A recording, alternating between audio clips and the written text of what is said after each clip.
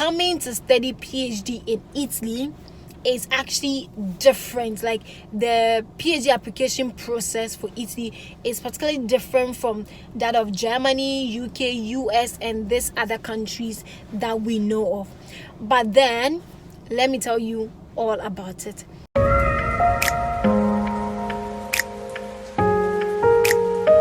So you want to come and study in Italy. I've had so many students actually reach out to me about coming to study in Italy and all that. They want to know like more details. So I thought of making this video and explaining the entire process to you. Okay, first of all, there are two routes if you want to come and study PhD in Italy, and it is that of either you contacting a professor, or that of you applying directly to the call for applications. Okay, so I'm going to start with contacting a professor. So one thing you have to know is, if you're intending to come and study here in Italy, you can go to the particular university of interest and then go to the particular program, the major that you want to focus your research study on. You go there, you find the professor that you want to kind of like study under, and then you email this professor. Write a well-written email to them, and then when you reach out to them, if they want to take you on, they are going to take you on and let you know all that you need to know. Okay, one other thing too that you should also take note of is, when you email this professor, you need to have your research proposal ready, okay, so that you can kind of like attach it to the email that you'll be sending to the professor, so that they can just find, because most of them don't really have that much time, so that they can read everything and check your proposal, and then if it's good, they'll kind of like take you on. And why is this like very, very good? This is very, very good because this professor, even though like the university gives the funding, this professor is the one that will decide who should come and like study under him, who should come and like, who they want to kind of like work with. So that is what you should actually take note of. This is the route that is actually used in majority of countries in Europe and that of the USA as well.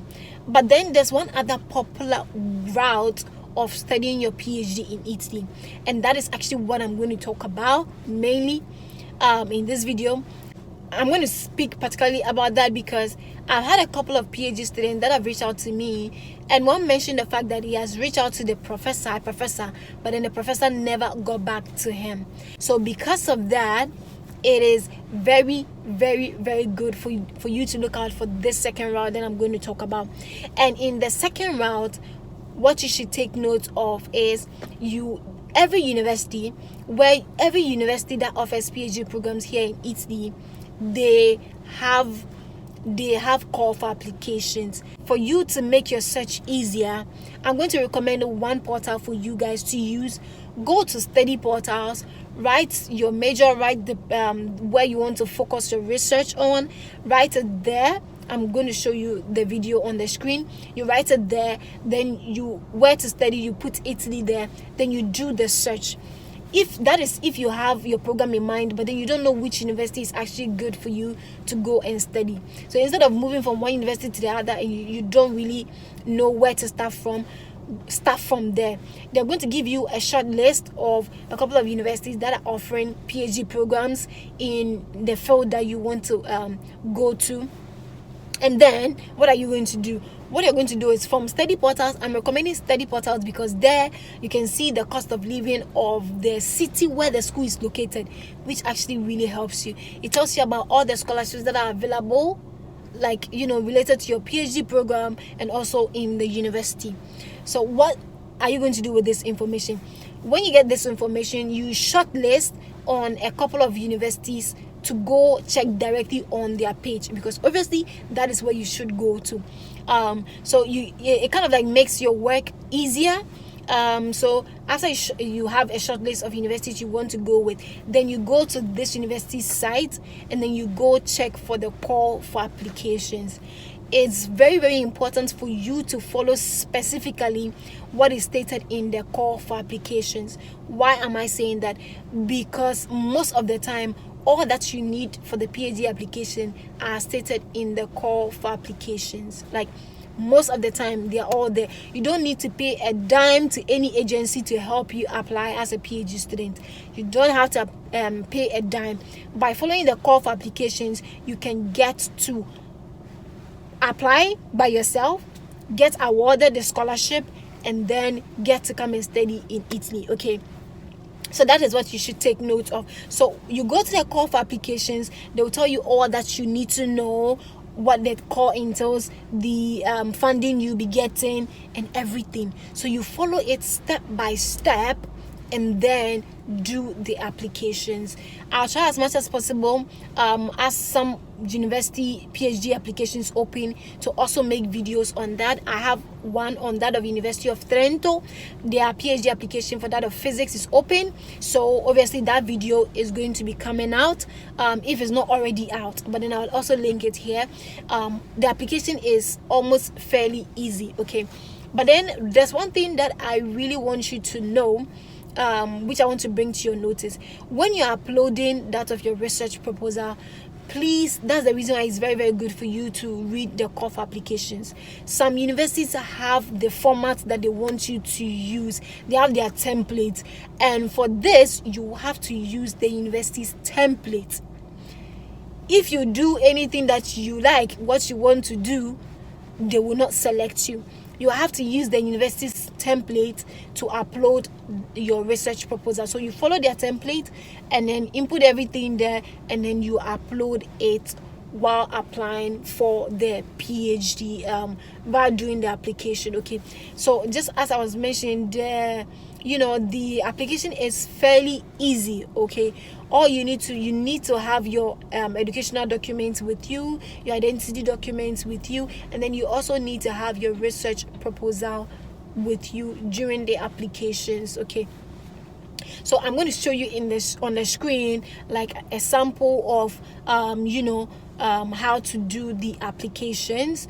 I'm going to show you like in different videos how to do the applications particularly, but then what you should know of is coming to do PhD in Italy is actually like a great opportunity. The moment you get selected, you don't have like so much of a time to prepare. You need to prepare like as quickly as possible.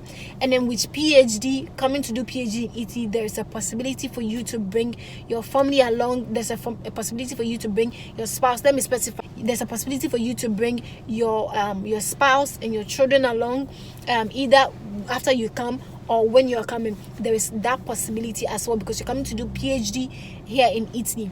You should always inquire from your university the opportunities available, how you can bring them, the processes that you need to take, and all of that. Okay, so that is one thing that you should also take note of.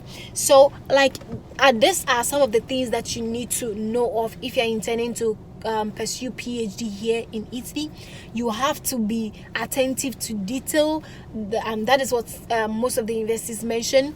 I saw from some of the calls that they are telling you do not translate the call document with Google Translate. Rather, some of these universities have the possibility for you to read the document in English instead of that of the Italian version. So do look out for that. Don't use Google Translate, because sometimes the university is asking for something and Google Translate will not translate it that well, and you might end up doing something else. So obviously do look out for that. Okay, so do use the tools that the university requires for you to use in reading the call for applications, and then follow the entire guidelines. Okay, so some of the universities with popular programs is that of Polytechnic of Milano, that of University of Trento, that of University of Bologna, Sapienza University of Rome. There are so many universities that offer PhD programs.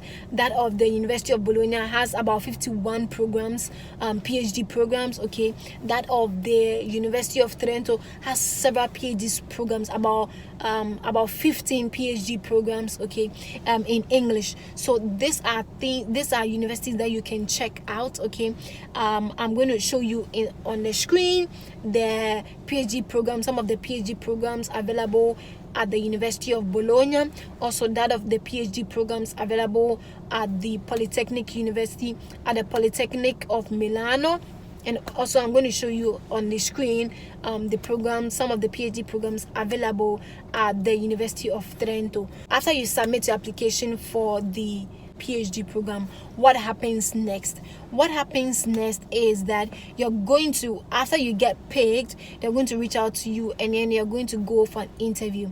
Every step of the process is highly important. You have to really prepare for your interview and ensure that you ace it. Okay, you ensure that you ace the interview as well. Some of the things that you need to know: you need to come onto the interview confident about the research area that you want to go into. You need to come on confident about what you're bringing on board, and then the value that you're going to add as you be brought on board. Okay, some other documents that will also be required when you are, to apply for a PhD is also that of your CV and that of your motivation letter. With your research proposal, one thing you have to know is sometimes the university is going to give you a fair idea. Sometimes the university is going to write the topic that they want you to write the research proposal on. They are either going to give you a specific topic or a general topic. So you always have to read from the call for applications what they really want you to write on. The tedious thing is you might have to write different research proposals for different applications, because maybe if you're applying to Bologna, they might be requesting for something different that they want you to write the project on, as compared to your proposal on, as compared to maybe if you're applying to that of the University of Trento, or if you're applying to Polytechnic of Milano. So that is one thing that you also always need to take note of. Always read the call for applications so that you kind of like have a fair idea on what they want you to write your research proposal on. So even though you are looking to the field that you have interest in, you still have to look at what the university is requiring of you under that department, what they want you to write the research proposal on. Okay, the topic basically. And one other thing that you should take note of is in your CV, try and also include papers that you've published, publications that you've made, and all of that. Include it in the publication section so that it will be a rich CV. Take note, it's always advisable for you to use the recommended CV format. Then regarding the interview, one thing you have to take note of is when you get accepted and then you go for the interview comes with points. Okay, so in an instance where someone got selected, the person has much higher points than you do. When you go and you ace the interview, is also going to increase the points given, the points that you do have. Okay, as compared to someone might, in the application they might have more points, but then during the interview they might not really perform that well, so that person might be dropped and then you might be picked. Okay, so even if the evaluation comes out for the application and then they still do invite you for an interview, do not lose hope. There's a possibility for you to ace the interview and get more points, because for them to award the scholarship to you, they are going to really select the best candidates. Okay, so that is what you should take note of. And then in an instance where you are not sure, you look to different universities, you apply to different PhD programs in different universities. You always have to be sure when it gets to the time of deciding, if you get different offers, you have to choose one university to go with, and then you have to make your decision very quickly, because if not, the scholarship is going to be given to someone else. So in as much as you'll be applying to different universities, you should have a fair idea of the university you want to go with, looking at the topic that they want you to really prepare, the topic or the area that they want you to prepare your research proposal on, and then what your research is going to be about. Okay, so that when any of the universities get back to you, you already have in mind which university you're going to go with. Then regarding funding, each and every call for application, each and every PhD call for application and the funding that they give out. Okay, so you always need to look out for the call for application to know the funding that they are given. An example for that of the University of Trento's call for application for that of physics, PhD program in physics, the allocated amount annual funding given to the awardee is that of 16,290. So that is the annual amount to be given to for that PhD program. Okay, so that is what you should take note of when you look at the specific university, specific call. You know the funding are available to the winners of the PhD call. So that is what you should also take note of.